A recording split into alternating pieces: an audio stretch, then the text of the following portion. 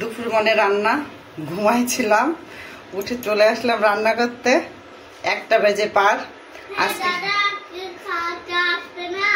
আজকে কি রান্না করব সেটা আপনাদের সঙ্গে বলি। আজকে আলু আর পটল রান্না করব, এটাও আজকে নিরামিষভাবে।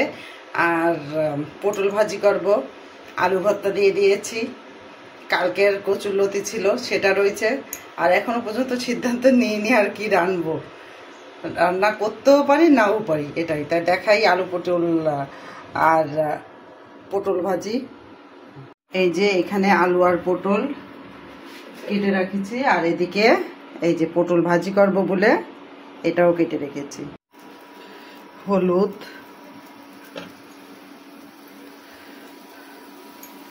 লবণ, পটলটা ঢেকে দিই। পটলটা ঢেকে দিলাম, এরপর একটু বাদে তুলব।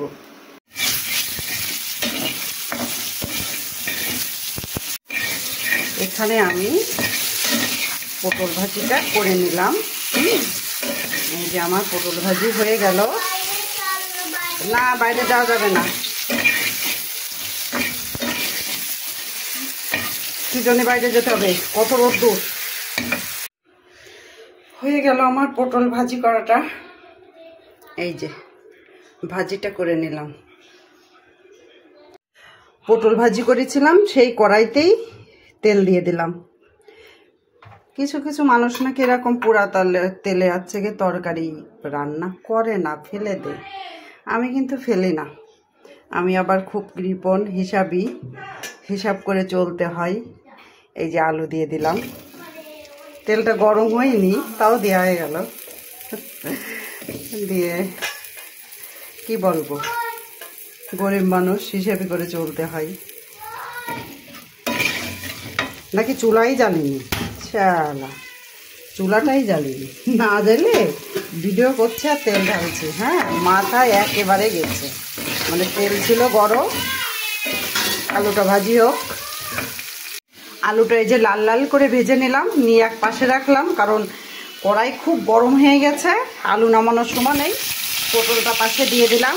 এটা হচ্ছে গিয়ে আমাদের বাড়ির তাড়াতাড়ি রান্না। ভিডিও করার উদ্দেশ্যে তো রান্না না, ভিডিও করার উদ্দেশ্যে রান্না হলে খুব আস্তে আস্তে আলুগুলো নামাতাম, নামাইয়ে তারপরে আবার পটল দিতাম, আবার দিতাম। হ্যাঁ, এবার আলুগুলো আমি নামিয়ে নিই।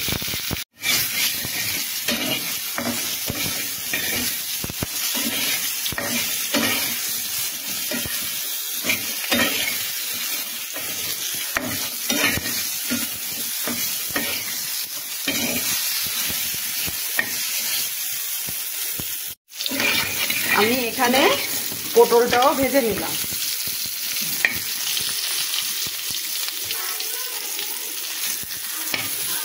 এবার এখানে জিরে, কালো জিরে পুরা দিব তেলের পর। নামাবো না, এখন পটলও নামাবো না। এখানে জিরে আর কালো জিরে আছে, এটা তেলের উপর দিয়ে দিলাম। এখানে তেজপাতাও দিয়ে দিয়েছি। হয়ে গেছে আমার জিরে, কালো জিরে পুরা দিয়া। এবার আমি আলুটা দিয়ে দিলাম। দিয়ে দেব হলুদ, দিয়ে দিব লবণ, দিয়ে দিব হালকা একটু মরিচের গুঁড়া, দিয়ে দিলাম মরিচ। এবার দিয়ে দিলাম নাড়াচাড়া।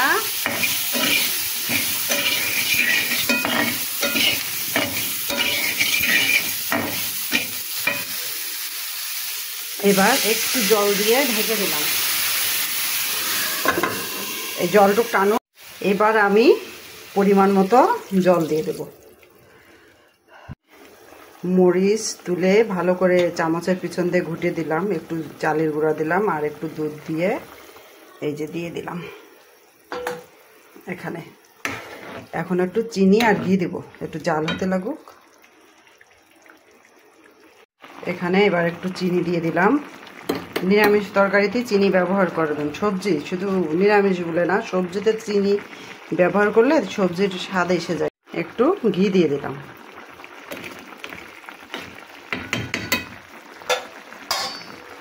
রান্নাটা আমার হয়ে গেল। এই যেরকম ঝোল থাকবে, একেবারে সাদা মাঠা রান্না।